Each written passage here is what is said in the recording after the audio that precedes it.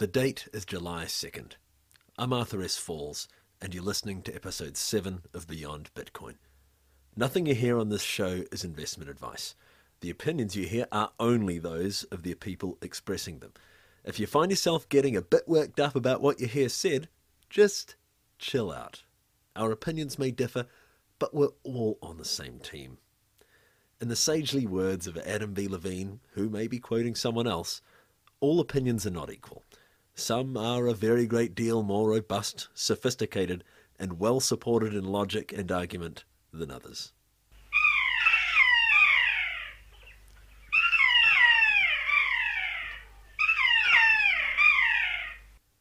So guys, after last week's episode, I actually got some hate mail, and I was very flattered that someone would take the time to blast vitriol in my direction, and I felt like maybe they deserved, or their concerns deserved to be addressed directly, as opposed to the way I'd prefer to do it, which would be by asking someone who knows more and can speak more fluently about these things. But it's kind of hard to do that, to get someone to talk about such specific concerns. So I thought I'd put together a monologue to address this guy's concerns. There wasn't only one person. I mean, it's bizarre. People see this. There's this cult of personality that's built around this mysterious Satoshi character and his white paper. But I mean, it's a white paper, not a religious document. Anyway, after recording this monologue, I realized that it was not something I could publish, not without stirring up more trouble. So I'm just going to recycle an interview I had months ago, not many months ago, maybe 2 months ago, with Adam Krellenstein of Counterparty, which seems really relevant right now with the release of LTB coin and all this other carry-on going on. I'm really interested in the Counterparty protocol at the moment, and I've been so focused on BitShares and NXT that it feels like it might be time for a bit of a shift. I hope you guys enjoy what you hear. Bit of a blast from the past for those 100 or so people who actually have heard this. While I was talking to other people about interviewing you, I actually got the impression that many people haven't really become acquainted with Counterparty as a project. And I was wondering if we can actually talk just a bit more about Counterparty, the project itself. I'm fine with that. As a quick point, the op return controversy is very much a red herring. It's not very important. Some people were confused. They thought that Counterparty wouldn't work without the op return in the Bitcoin protocol, and that's just not true. It would be mutually beneficial for us and for Bitcoin, the Bitcoin devs and so on, to have it, but it's not important. It'd be slightly nicer. I don't know if that just addresses the point. It's interesting you say that, because my understanding was that you guys can use the additional keys in another kind of transaction. Was that the case? Yeah, we use public keys. Yeah, in other kinds of transaction. I mean, we want to store data in the blockchain. We want to do it as cheaply and as cleanly as possible. Op return is the best for everyone involved, but there are some ideological objections to using op return because they don't want to encourage other people's use of the blockchain in some certain ways, right? They want to keep Bitcoin sort of pure financial transactions, even though Counterparty fits within that model. And so we use public keys in other kinds of transactions, and it works fine. Yeah, I thought that might have been the case. I thought the op return seemed a really, like you said, clean way of doing it, but I didn't understand why it wouldn't just work the way you already had the system functioning. Sure, yeah, it's funny, yeah. Yeah, because there's such a huge buzz about this little controversy, when really at the end of the day it seems like it's just a bit of drama. Yeah, it was certainly a bit of drama, yeah. Oh well, there you go. So I guess let's go all the way to the top. I know it's a metacoin protocol. It's built on top of Bitcoin, obviously storing information in transactions. You've got a distributed exchange, and you allow creation of user-designated assets, which can pay dividends. I was just looking at the wallet right now. And most interesting of all, for a lot of people, is that the base currency, XCP, was issued using proof of burn. Because that proof of, I mean, the idea of burning millions of dollars to generate a currency seems a little bit radical. Sure, yeah. I'm pretty sure we're the first project to use proof of burn, and certainly we're the first that burned any amount. It seems extreme, right, and radical. I mean, yeah, Counterparty is yeah, I'd say very radical in its I'd say near perfect commitment, in fact, to decentralization. There are no magic addresses in the protocol that anyone has any control over. I mean, the contrast is to something like Mastercoin or even Ethereum, where they're doing a more fundraising type approach, and certain people get a lot of money from certain other people, from people who want to create the coin or who want to invest. Counterparty does none of that. The goal is to keep it as true as possible to Bitcoin's vision of a decentralized, fair currency, and proof of burn is I think the right way to do it. Because that way, the success you hope to derive from developing the platform is entirely dependent on the success of the platform itself, right? Yes, and it's not necessary for fundraising. I mean, we've bootstrapped the project. I mean, we have an incentive to work on it because we burned some XCP, pretty much everyone involved, and yeah, it's unnecessary. It opens up for legal questions because there's a promise of returns implicitly when you say give us your money and you'll do well. And yeah, it's yes, exactly. Do you think there is a kind of a promise of returns issue with projects that raise money through their currencies? I'm not a lawyer, but Mastercoin there certainly was. I mean, explicitly in the Mastercoin white papers, there were, J.R. Willett said, like, my goal will be to, do well for Mastercoin investors, right? And he used that term, investors. Ethereum is different. They have a much more complicated model because they have those institutional investors who are given a piece of the pre-mined pie, and then they have an IPO type thing, right, where the community at large can invest. And I think in both cases, yeah, it's seen as no, they don't use language that suggests that you're destroying, that you're giving them funds for like the good of the project. There's an incentive for users to send them money, and that's for future returns. Okay, so moving on from from proof of burn and distribution like that, I'm interested in how these user-defined assets work and how they're kind of created and brought into existence. I've seen the graphic, I've seen the video and the creation of the assets by the user, but what actually takes place underlying that allows a user to create an asset with all of these properties? It's very simple. The counterparty client is watching the blockchain, right? And they're looking at every transaction in every block, and they see an asset issuance transaction, right? Which is it's a Bitcoin transaction with about 40, 60 bytes embedded in it. And those bytes say you're creating this asset, this many, it's divisible, it's callable, it's not callable, and that's about it. It just says that you create this. And then every client recognizes this and adds that balance to the issuer's account, right? The issuer's address.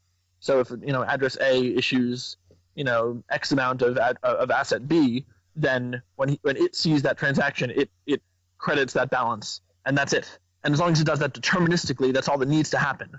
It's slightly more complicated because you can reissue assets, and you have to check for previous issuances, make sure that they accord in terms of rules, and make sure that the asset hasn't been locked, and so on. But that's all handled when it sees that message. Okay, so that's client side. Mm-hmm. Yes. Okay.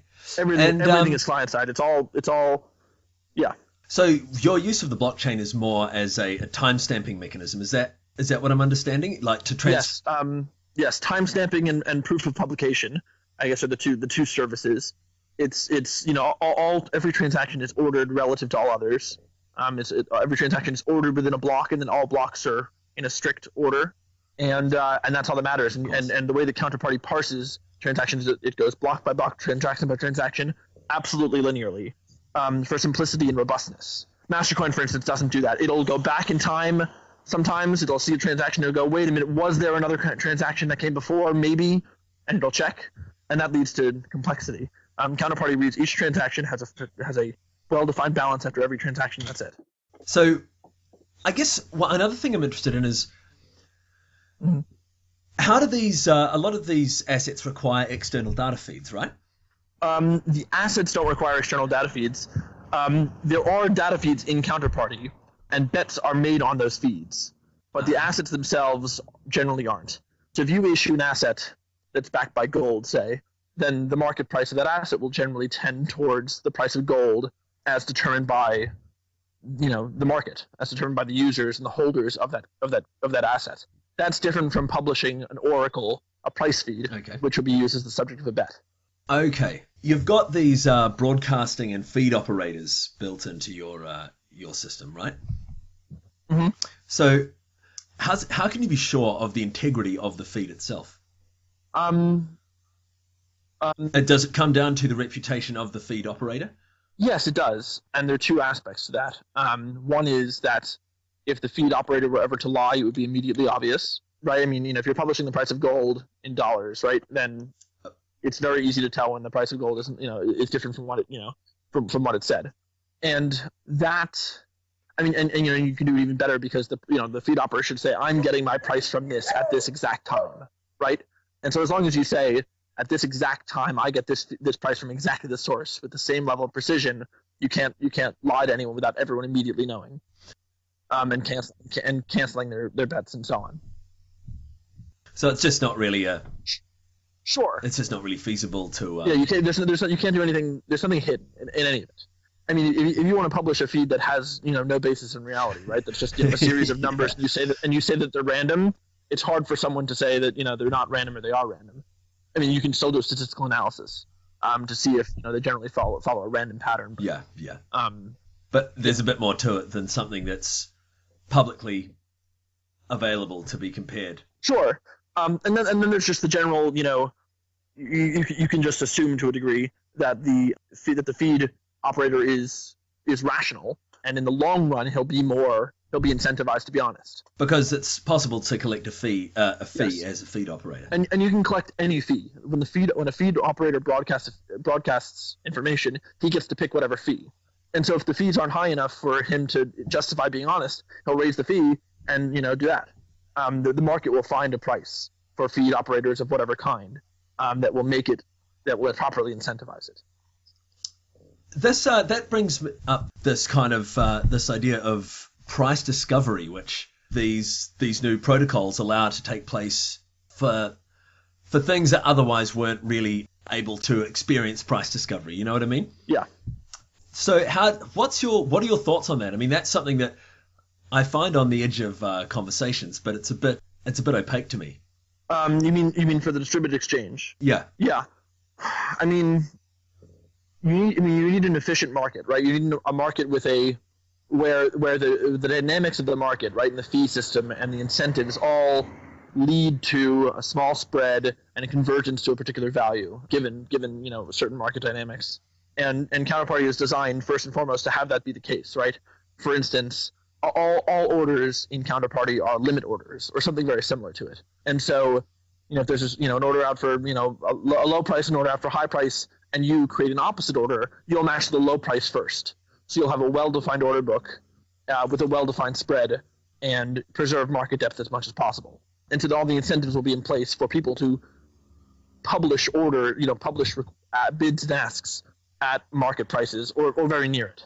I don't know if that answers your question. Yeah, it does to a point. It's actually, this is one of those concepts. It's a wall that you really need to push through. I speak personally. Yeah. I mean, there's going to be liquidity issues in the near term, but the system and the distributed exchange are designed to scale very well, and they will scale to large numbers of transactions and have price convergence. I see you're there are a few hundred a day, or at least a couple hundred a day. Yes. I was looking on the exchange there, which is that it's really interesting to see that there's that activity taking place at this stage, because you guys are working with Let's Talk Bitcoin, right? Yes, we are. They're doing heavy testing on testnet in preparation for the launch of LTB coin, and yeah, I mean they're doing great stuff, good testing, and they're planning on really using the platform the way it's meant to be used, right? I mean, with the trivial issuance of a useful asset, and detection of redemption, and all of those useful features. Backing it with something interesting and hard to do otherwise. Yeah, it's fascinating that it's to my knowledge the Let's Talk Bitcoin, or the LTB coin, is it's the first real third tier currency that's been produced. Something built using one of these second generation cryptocurrency tools. Yes, the only other, there are a couple other candidates. One is XBTC. He's currently working on issuing tokens representing Bitcoin. So you can trade the tokens representing Bitcoin instead of Bitcoin itself on the distributed exchange, which because you're trading in counterparty asset for counterparty asset, is actually a little bit easier and faster and smoother and cheaper. Yeah, so he's doing a token, and that's open today, and you can trade XBTC. I'll have to go have a look at that. Yeah, he's doing very cool things on the platform. Yeah. So how does he tie the value of the XBTC to the BTC? When you send him BTC at a particular address, he sends you XBTC and vice versa. Minus a 0.1% fee or something very small. Right, of course. Yeah, and that's how they back. That makes sense. Sure. Okay, that's another thing. I wasn't aware that so much was going on there. Oh yeah, hey, what do you think of these ideas of side chains and tree chains with Counterparty, and how do you think they will affect Counterparty's design going forward? So I was actually at this Bitcoin expo in MIT Bitcoin Expo today, and Gavin was asked that question. Gavin Andreessen, and he called, and he was exactly correct. He called them both half-baked ideas. I guess for the best proper treatment of the subject, or at least side chains, is done by Vitalik Buterin for Bitcoin Magazine maybe a week or two ago, and it's correct. Uh-huh. Side chains aren't. They're incomplete. They're not a proposal for anything in particular. They're not any new technology. They won't push innovation, and they don't actually they don't actually make anything easier for Counterparty or for Bitcoin 2.0 in general. For instance, so side chains, as discussed today, despite all the hype, are really just merged mined chains with a two-way peg to Bitcoin, right? You understand? I do. So would that represent a security bottleneck, do you think? So there's a big security problem in merge mining.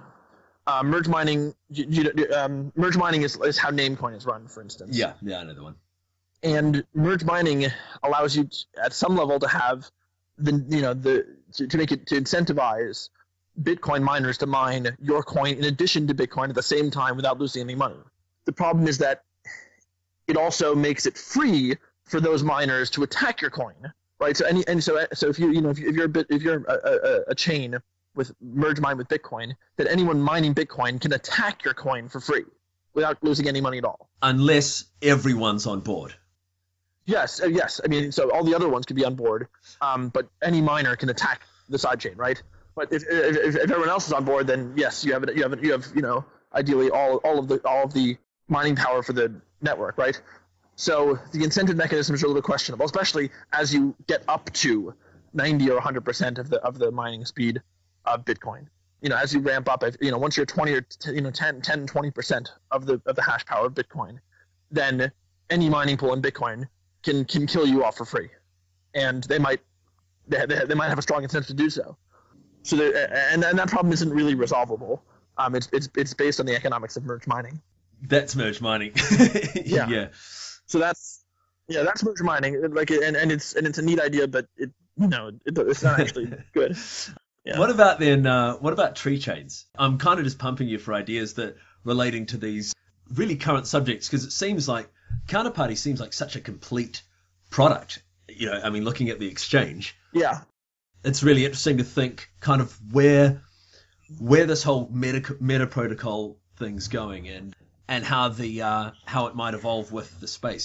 Yeah, so the reason the Counterparty is so complete is because it lets Bitcoin do all of the hard work. It really does inherit all the security of Bitcoin without any real problems. It's limited in the amount of data that it can transfer in a message, but financial transactions are small. They're 80 bytes is easy. Yeah, so it's like very easy to develop and iterate on Counterparty to add a new message type or whatever. I don't have a particularly good understanding of tree chains except that I mean, you have the same problem where you have with side chains over anything else, which is that you're still building off of Bitcoin, and you're still limited by Bitcoin and by compatibility with Bitcoin. I mean, if you're talking about street chains as used for speeding up the block time, that's a neat idea. Like the Ghost protocol, I think it's called. That's a good. It deserves to be explored. And the Ghost protocol is where false or unused blocks are allowed to count toward the proof of work. Yes, exactly, and that's the correct direction to go in. It's absolutely worth exploring. It's not so relevant to Counterparty. Counterparty could go into an alt chain, it could go into a side chain, it could go into something else. But the reason that we built on Counterparty, besides all the benefits we get, in terms of development speed and security, is that first mover advantage matters a lot. Worse is better, and it's important to release often and iterate often, right? Release early, release often. And if it were ever necessary, we could move to another chain. It wouldn't be hard. You freeze balances. You release a new client. Yeah. Everyone agrees that it's the obvious thing to do, and you do it. And you can move to a side chain with faster transaction times and faster block times and more space for hiding data in the blockchain and so on. But it's not. There's no compelling innovation there. Not at all. I mean, even the Ghost protocol will only theoretically improve block times by maybe an order of magnitude. You're not going to get down to 1 or 2 second block times, and you'll never get there simply because of the speed of light. That's a pretty hard limitation there. Yes, it is. When you think of the future of cryptocurrency, are you thinking of more blockchains or more efficient uses of the Bitcoin blockchain? I lean towards the latter. I think that the first mover advantage that Bitcoin holds is pretty compelling. Bitcoin, and that in computer science and technology in general, good enough is what matters. It's Linux that everyone uses. It's not Plan 9. However much I love the design of Plan 9, people don't use microkernels. They use Linux, and it's crufty and bloated, and it's the bizarre model instead of the cathedral, and that's what Bitcoin is. It's not particularly elegant. It uses a lot of brute force, and it's incredibly inefficient, but it works, right? I mean, SHA-256 as a mining algorithm. Why? I mean, it's very odd, right? And moreover, not even SHA-256, double SHA-256, right? As if that mattered. It's a worse is better thing. And Bitcoin, certainly in terms of institutional support, mind share, security, is far beyond anything else. I mean, even Litecoin, right, which is the second biggest blockchain by hash power, by a significant margin, has it secured dramatically less than that of Bitcoin. And if you start moving away from something like Bitcoin, then you start to have a whole new set of problems that nascent coins and nascent chains will have to encounter. For instance, attacks by botnets, right? And other things that Bitcoin just sort of grew past those, right? I mean, there were times in Bitcoin's history when $1 million worth of ASICs could kill the industry, just could kill the chain, right? Not any longer. We've sort of because it was the first, it got past all of that. Because by the time people figured out what you could do, it was already too late.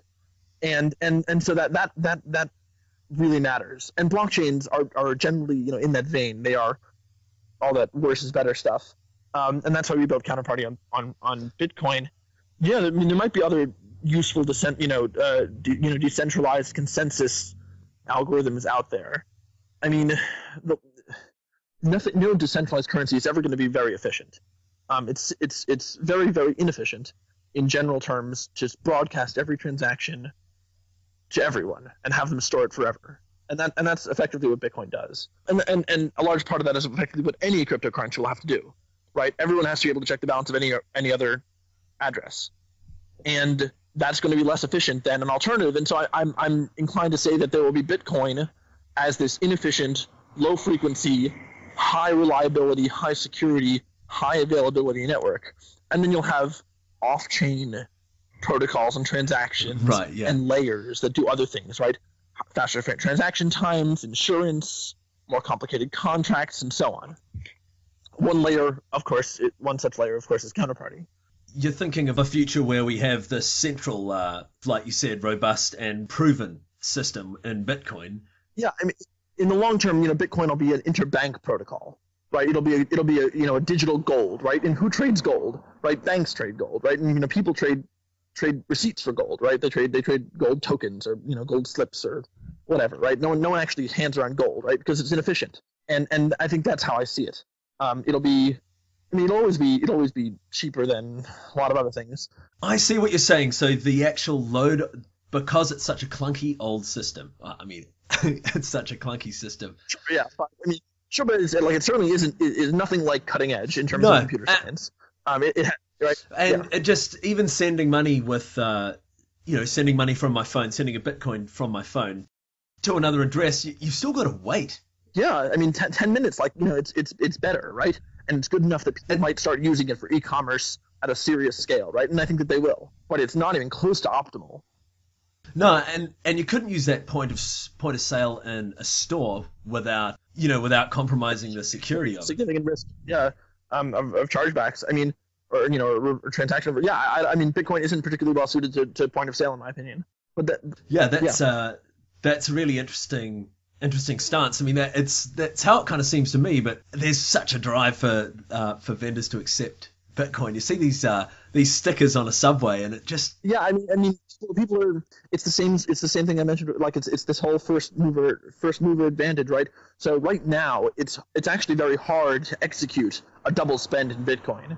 A zero confirmation transaction, right? Whatever that is, in Bitcoin is actually pretty reliable right now, because miners are all using the same vanilla Bitcoin software, and none of them have patched their software or modified it in any way to accept double spends with higher fees or whatever. And that's very much a temporary state, a temporary circumstance, which, as the market gains maturity, will evaporate. And it drives adoption right now, but in the long run, it's just not going to be the case. Yeah, that's the advantage of having it, right? It's this nascent technology, and everyone's using it for buying coffee at the shop. But they could easily walk out of the coffee shop and reverse the transaction, and 95% of the time they'd be okay. But that said, Bitcoin still offers an incredibly compelling solution for international remittances, for e-commerce, I guess, in general. Yeah. I would have expected to see the remittance market with Bitcoin take off by now. I guess I do see that something like that requires an options contract that might be deployed by using counterparty just to ensure the money. But yeah, why do you think that hasn't taken off already? I'm not sure, but my guess is that the people that use remittances are generally not technology early adopters. Bitcoin could do wonderful things for the unbanked of the world, right? But they're not the low-hanging fruit. It's rather Silicon Valley, New York, I don't know, westernized, civilized, broadband using smartphone holding world that's going to get on Bitcoin first, if for no other reason than it's more usable to them. The blockchain is 19 gigabytes, and technology awareness and familiarity is higher in that demographic. Yeah, so Bitcoin isn't a very compelling option for consumers as a rule. If I had to purchase something on the internet, I'd be hard. When I do, I'm sometimes I go with credit cards and sometimes I use Bitcoin. For the merchant, it's there's no question, right? Because they have to deal with the chargebacks, and because they have to foot the bill in credit card fees. But for the merchant, it's sort of a wash. People aren't using Bitcoin today because it's a necessity. They're doing it because they can, because it's interesting and new and has a lot of promise, an enormous amount of promise. But I think in general, it's not always the people that will benefit most from the development of technology that adopt it first. It has to be made available to them first, I guess. Yeah. Have you seen any options contracts pegging to currency? There are, I don't know, a couple centralized exchanges that'll do it. ICBit will do it, I think. I don't know about options. They'll do. I think you can short Bitcoin, or do simple futures contracts. I think. Not sure. Is that what you mean? You mean just services that provide that feature? Well, I'm thinking more services that utilize that feature to transfer money internationally, or to ensure their transactions. Oh no, I haven't seen any of that. I don't think so. That seems like that's a key piece of the puzzle. Sure, and that's part of what counterparties looking at is making peer-to-peer, right? Making anyone be able to create a CFD for Bitcoin against any other currency, trivial, right, and free effectively.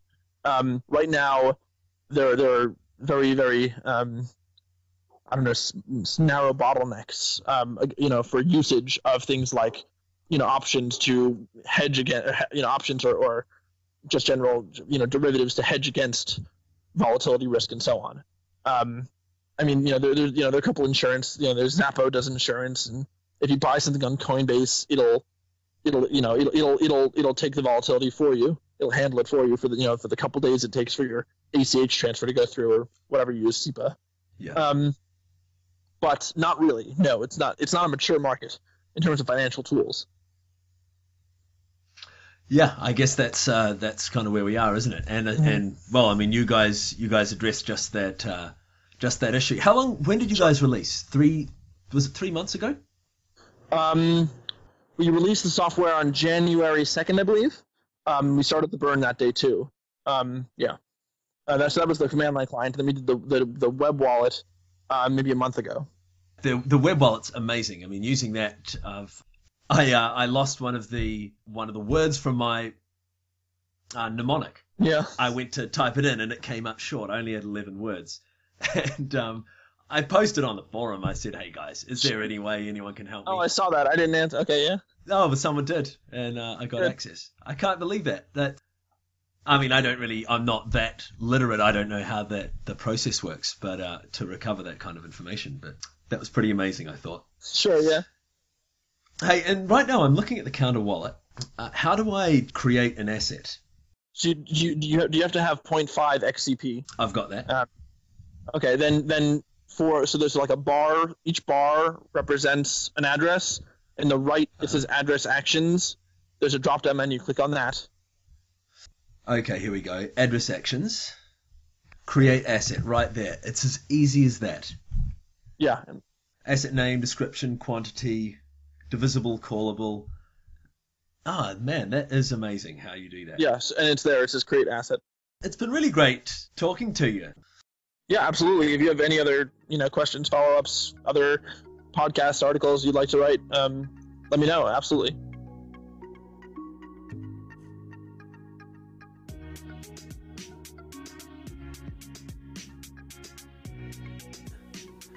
That's it for this week, folks. Pertinent websites can be found in the notes. Check out the weekly developer hangouts every Saturday morning US time on our Mumble server. Setup instructions can be found on beyondbitcoin.fm. Thanks to the Beyond Bitcoin community for the support, Cesis for the music, and Adam Krellenstein for the content. Recording of the Kia, courtesy of the Department of Conservation. Hey, any web developers out there who want to earn a few LTB coin, get in touch. The Beyond Bitcoin homepage needs a gussy up. It's light lifting and payments negotiable.